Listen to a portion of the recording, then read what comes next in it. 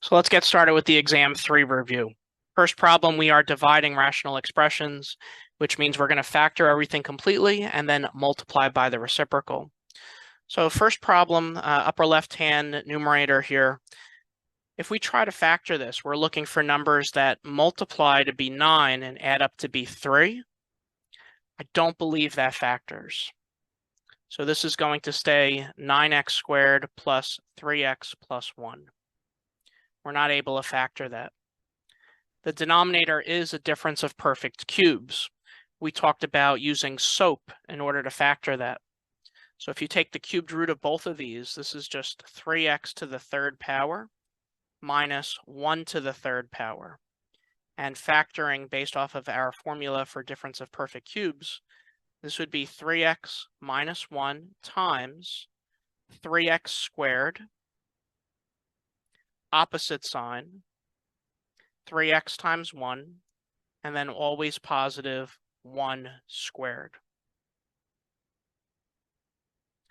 Then we're dividing by,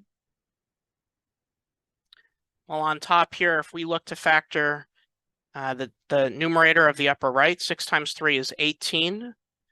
So numbers that multiply to be 18 and add up to be 11 would be 9 and 2. So it looks like we can factor the upper left. What I'm going to do is I'm just going to do it over here to maximize our space.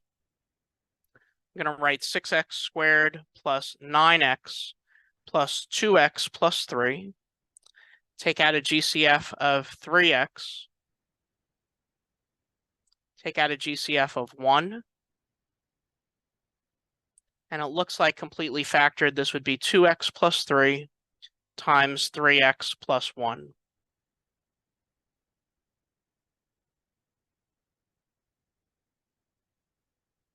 And we're dividing by a difference of perfect squares.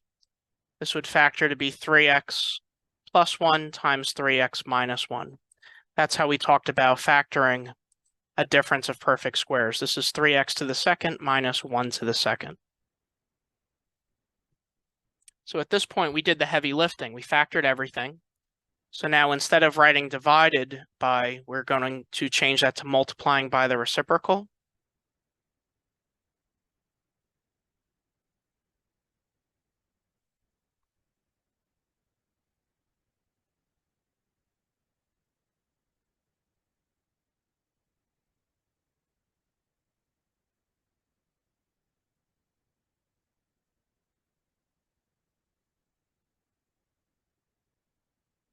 Okay, so just make sure you're careful. If you mess up one of these signs, it's going to be bad news here. Question?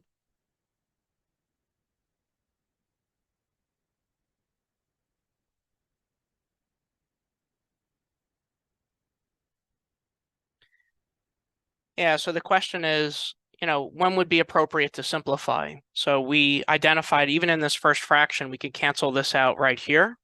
We could have also canceled it out over here. So it doesn't matter when you cancel that out. But now that it's fully factored, we could also cancel out a 3x minus 1 with a 3x minus 1, a 3x plus 1 with a 3x plus 1, and it looks like all we're left with is nothing on top and a 2x plus 3 on the bottom. If you are left with nothing, we put 1 there, and that's how we would do it. So that would be our first problem. Second problem on the upper right-hand side over here, part B. In order to simplify a rational expression, first thing that we have to do is we have to factor the denominators. So this is going to be x minus 4 times x minus 5. And this is going to be x minus 5 times x minus 5. So in order to combine rational expressions, every fraction has to have the same denominator, the least common denominator. So I'm going to have to get the same denominator under each fraction. Both of them need 1 x minus 5. We also need another x minus 5. And it's also clear we need an x minus 4. So in order to combine these fractions, we have to have all three of those factors. Now it looks like the fraction on the left is missing a second factor of x minus 5. So I'm going to multiply the top and bottom here by x minus 5. The fraction on the right, it looks like we're missing a factor of x minus 4. So I'm going to multiply the top and bottom by x minus 4. Just try to show as much work as you can. I know it's a little tight. So what we wind up with is 1 times x minus 5 over x minus 4 times x minus 5 times x minus 5 minus 5 times x minus 4 over the same exact denominator, x minus 4 times x minus 5 times x minus 5. Because they are the same denominator, we can go ahead and combine fractions. So we're just going to have 1 times x minus 5 minus 5 times x minus 4, all over the same denominator, x minus 4 times x minus 5 times x minus 5. Now, you never want to distribute the denominator. Just leave that alone, right? Leave that as factors. On top, we could distribute,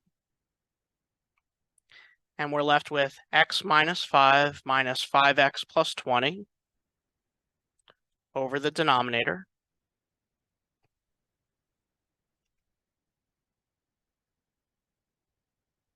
And just to finish everything up here, it looks like we're left with negative 4x plus 15 over x minus 4 times x minus 5 times itself.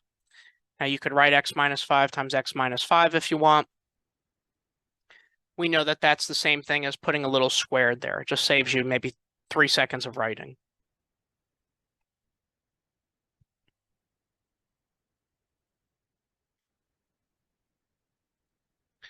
For letter C, when we talked about having negative exponents, we said that that means you could write it as a reciprocal, but you're not going to put these on the bottom here because there's a plus and a minus sign in the fraction. So you're only allowed to move it to the denominator of the whole fraction if you're multiplying or dividing.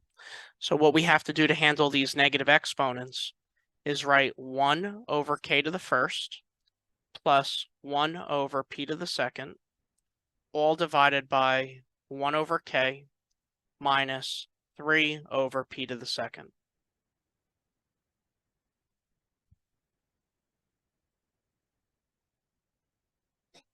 Now, in order to finish this, we have to multiply everything on top and everything on the bottom by the LCD of the entire fraction.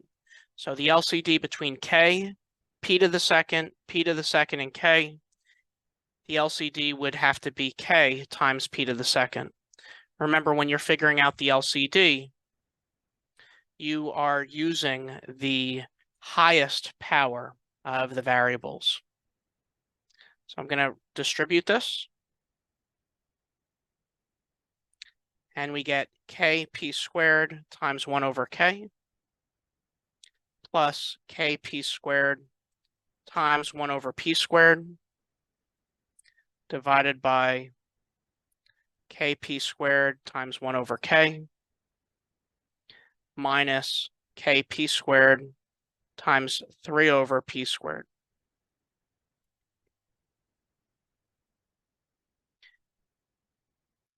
If you show your work, you're less likely to make mistakes.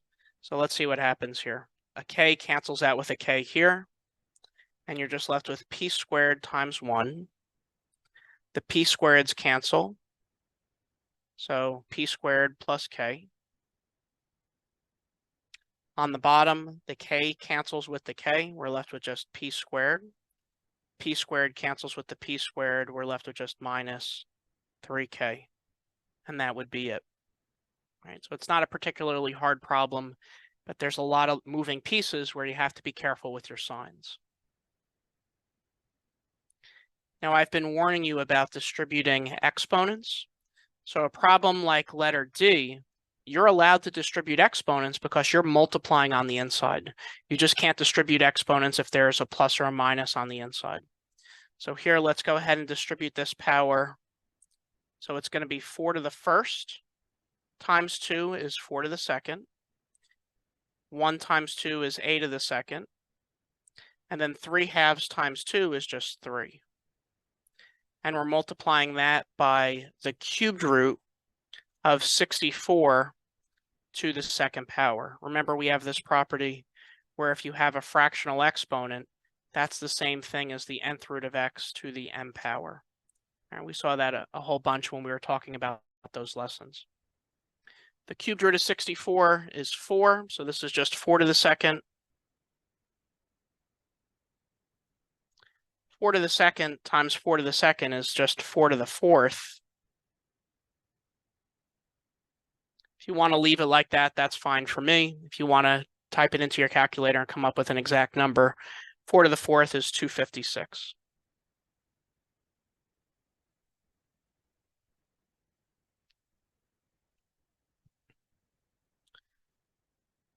All right, moving on here. When we're simplifying radicals, we talked about not doing this all in one shot. We talked about writing this as separate problems. So the cubed root of 128 times the cubed root of x to the 13th times the cubed root of y to the 5th.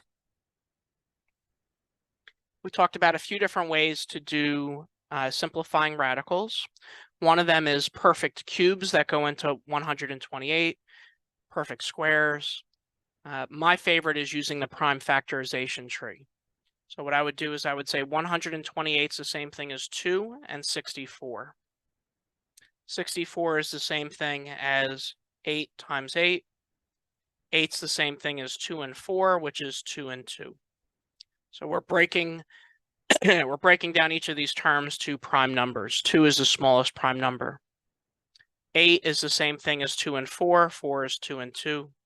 So at this point, we're looking for groups of 3 of the same numbers. 1, 2, 3. 1, 2, 3. And then we have a 2 left over. So we have a 2, a group of 2, and then we have this 2 left over. So that's what that's going to be. When we talked about with variables, there is a little bit of a shortcut.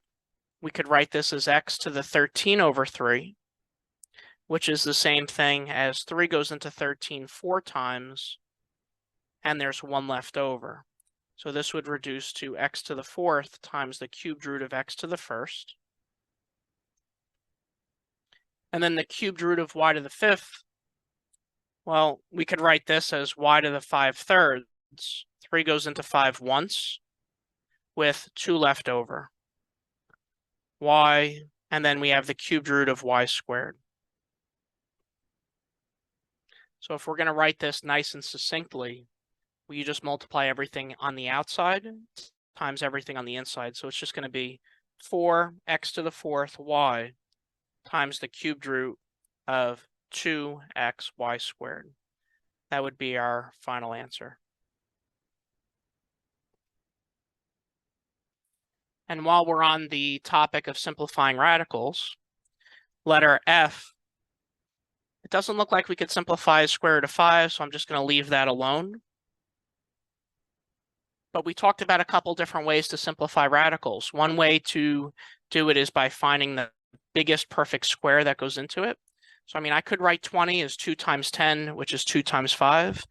But I also know the biggest number that goes into 20 that's a perfect square is 4. This is the same thing as the square root of 4 times the square root of 5. Similarly with 45, 45 is the same thing as the square root of 9 times the square root of 5. But you could have made your prime factorization tree too. You would just be looking for 2 of the same numbers. So let's finish this up. We get 2 root 5 plus, this would be 3 times 2 root 5 plus 4 times 3 root 5. 2 root 5 plus 6 root 5 plus 12 root 5 gives us 20 root 5. So a couple different ways to wind up with that answer, but that's probably the fastest way to do it. For letter G, we talked about if there's 2 terms in the denominator, the way that we simplify these kind of radical expressions is we have to multiply by the conjugate. So we're going to do 3 over 4 minus root 2, but we're going to multiply the top and bottom by 4 plus root 2 over 4 plus root 2. And if you do that on top,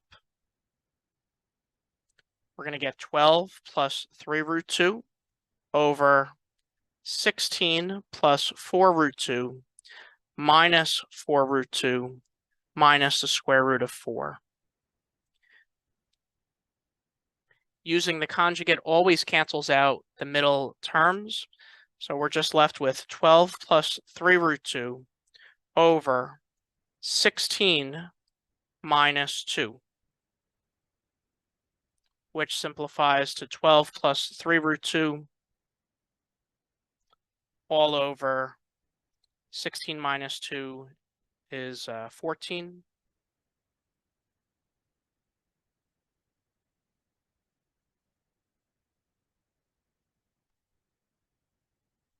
And that would be the final answer. Yeah.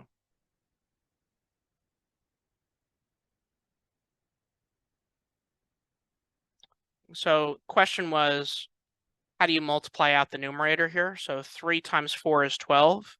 3 times 1 root 2 is 3 root 2. Right.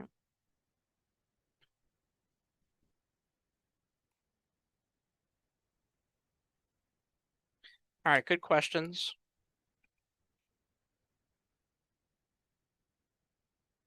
Just give me 1 second here.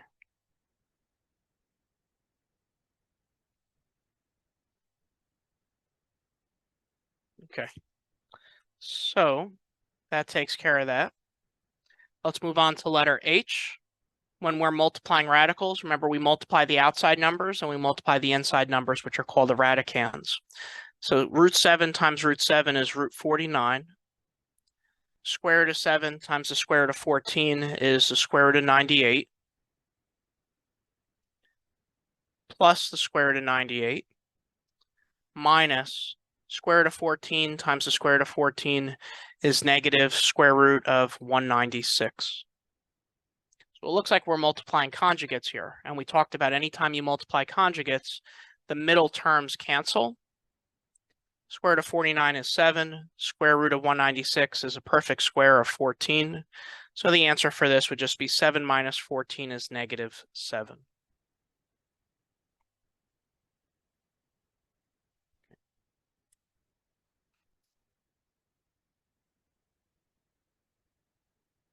Yes.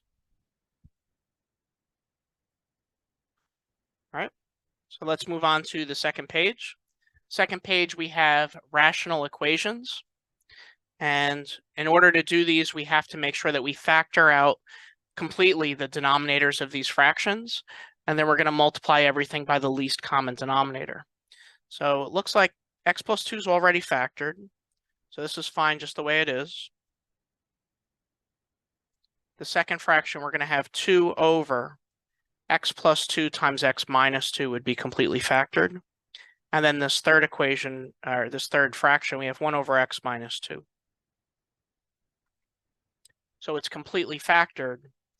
So when we go to figure out the least common denominator, we're going to need an x plus 2. We're also going to need an x minus 2. And the way we talked about solving rational equations is we multiply everything by the least common denominator.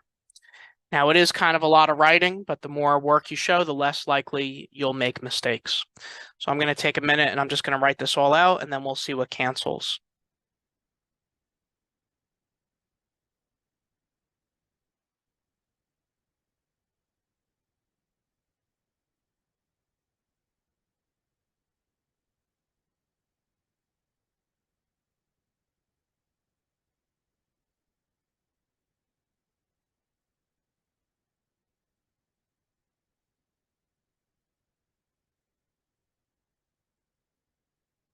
All right, so I wrote everything completely out so I don't miss anything. And this works because anytime you multiply and divide by the same thing, they cancel. So we're just left with 3 times x minus 2 minus, both of these factors cancel. We're just left with minus 2. And then the x minus 2 factors would cancel, and we're left with 1 times x plus 2. So obviously it's a much, much simpler form of this equation once you multiply everything by the LCD. If we distribute, 3x minus 6 minus 2 is equal to x plus 2. Getting everything on the same side, it looks like we're going to get 2x is equal to 10, or x would be 5. Now, we did talk about with rational equations, you want to make sure that your denominator is never equal to 0, and it doesn't look like 5 is going to make our denominator 0, so everything checks out.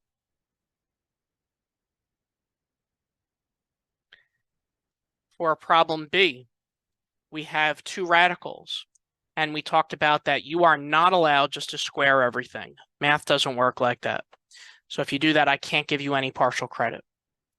The way we have to handle a problem like this is we get the more complicated radical on the left-hand side, square both sides, get the next radical by itself, square both sides.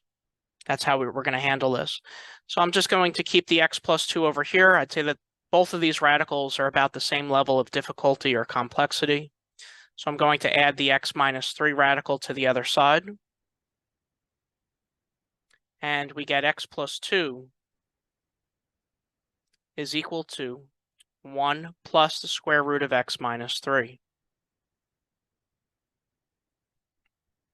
And then we could go ahead and square both sides.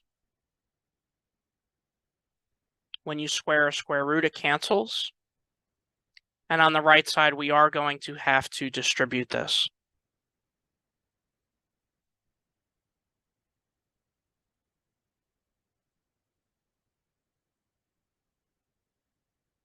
So just take your time multiplying everything out. Remember, when you multiply a radical, you multiply the outside numbers, you multiply the inside numbers.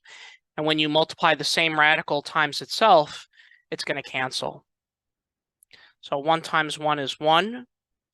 1 times this radical is just x minus 3. The radical times 1 is still the square root of x minus 3.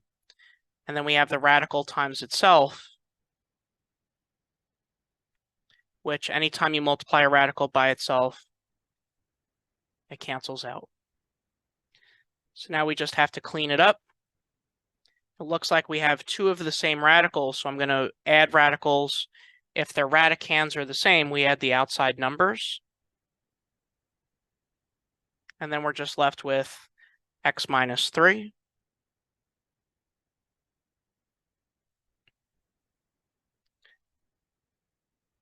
So we got the more complicated radical by itself. We squared both sides. So now we have another radical hanging out here. We want to get that by itself and then square both sides.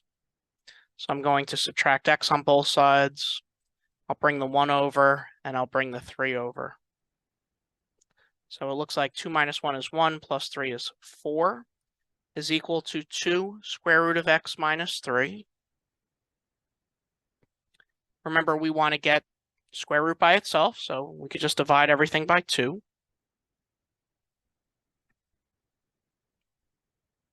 And we get 2 is equal to the square root of x minus 3.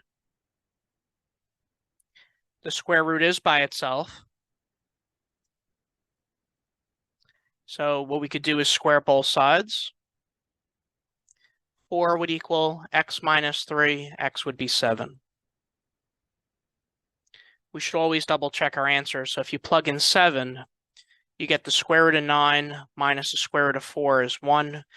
And 3 minus 2, of course, is 1. So everything checks out. 7 would be our answer. Sometimes these problems take forever, like the one that we did in class. At this step right here, if you have an x on one side and you have the square root of x on the other side, it's going to go on for a while. But luckily, this problem didn't have the x on both sides. Moving to letter C.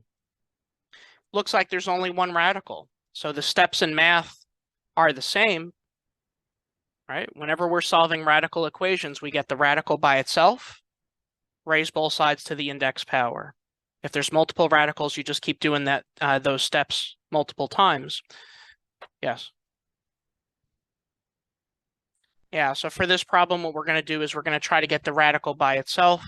So let's go ahead and add 8 to both sides. We get the cubed root of x minus 1 is equal to 2. And then like we discussed, we raise both sides to the index power.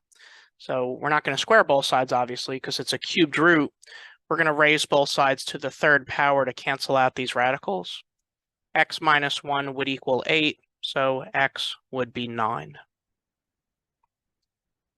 If you plug in 9, 9 minus 1 is 8. The cubed root of 8 is 2. 2 minus 8 is negative 6.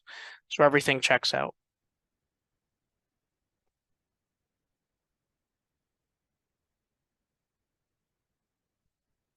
All right, and then we have one more page left of the review. For problem 3, it says state the domain of this function. When we talked about domain, remember these are the x values. And we said that there were 2 issues with domain. You can't have a negative inside of a radical. So if you have a square root, the inside has to be greater than or equal to 0. That was one problem. The other problem was that your denominator can't equal 0. So when I ask you for the domain for this problem, it doesn't look like we have any radicals, but we do have a denominator. So we could pick any number to be in the domain except the numbers that make the denominator 0. So what we're going to do is let's go ahead and solve this. X squared minus 5x minus 6 is 0. We talked a lot about factoring, so this is going to factor to be x minus 6 and x plus 1. We always want to solve by making sure it's equal to 0, and then we could factor the way that we discussed in class. So at this point, we make the factors equal to 0, and we get x is 6, and x would be negative 1. And remember, those are the values that the denominator can't be. So when we're talking about the domain, I would like it in interval notation. So let's go ahead and figure out what the interval notation would be.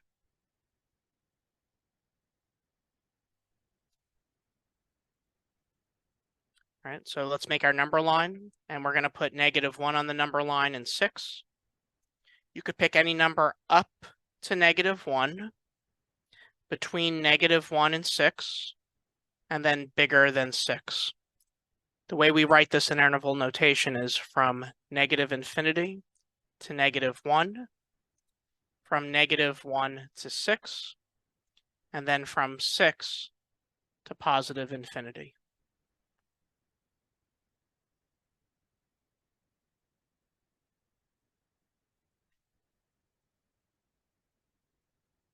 So that would be the answer for the values in the domain in interval notation. For problem number 4, it looks like we have a work problem. A chef can finish a catering job in 6 hours.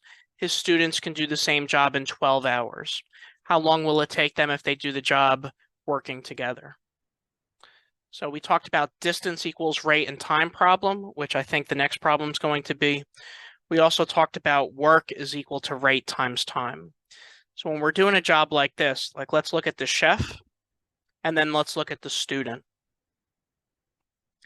The chef is going to be work is equal to rate times time. The student is also going to be work is equal to rate times time. Now the work that they're doing is one job. It's always going to be one job. So the chef could do one job, the student's going to do one job, and then together, they're going to do one job.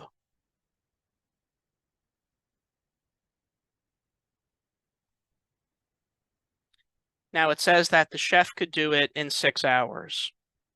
So it's going to be rate times 6. The chef's speed, if you divide both sides by 6 here, his rate or her rate is one job every 6 hours, or 1/6 of a job in an hour. the student's rate is 12 hours, which means the speed of the student would be one job in 12 hours, or a twelfth of a job in 1 hour. Now, if they're working together, you have two people combining their speeds. So the rate would be the combined rate of the chef plus the combined rate of the student.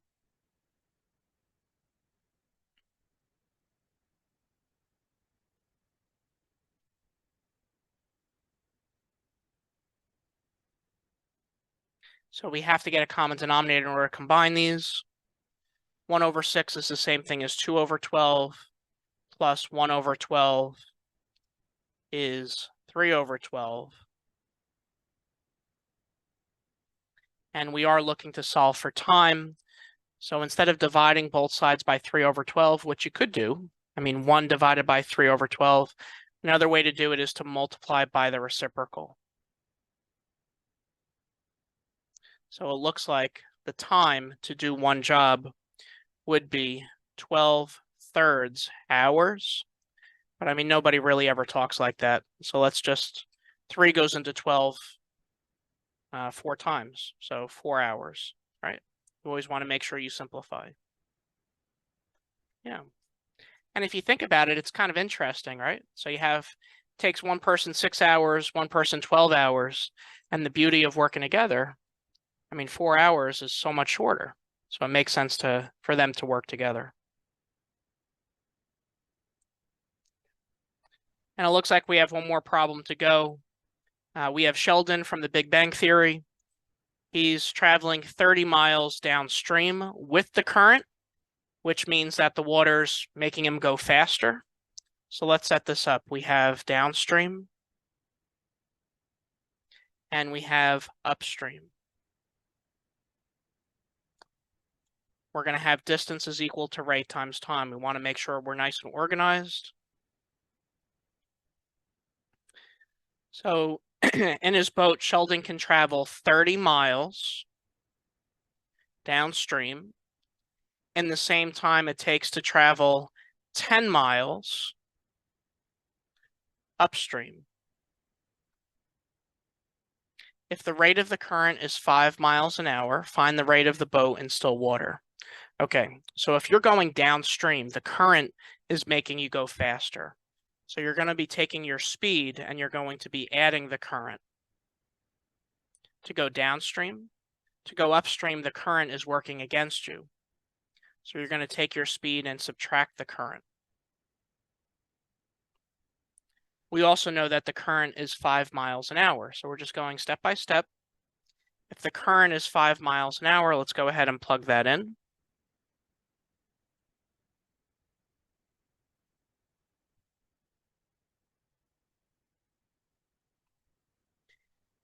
And then we know that their times are the same. When we say the same time, this means that the time downstream is equal to the time upstream. So we're going to have to solve for time, and then we'll set those equal to each other. That's the point of saying that they travel at the same time. So let's see, if we get time by itself here, we'll divide by r plus 5. So the time downstream is 30 divided by r plus 5. The time upstream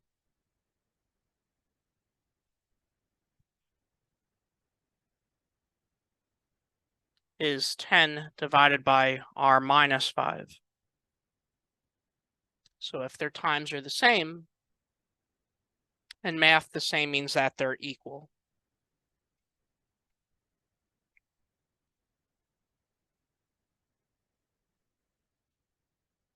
And we get a proportion. The way that we solve proportions is we cross multiply. Cross multiply means we're going to do 30 times r minus 5 is equal to 10 times r plus 5, distributing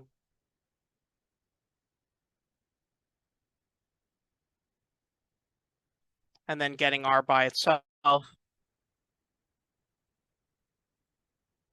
we get the rate in still water is 10 miles per hour.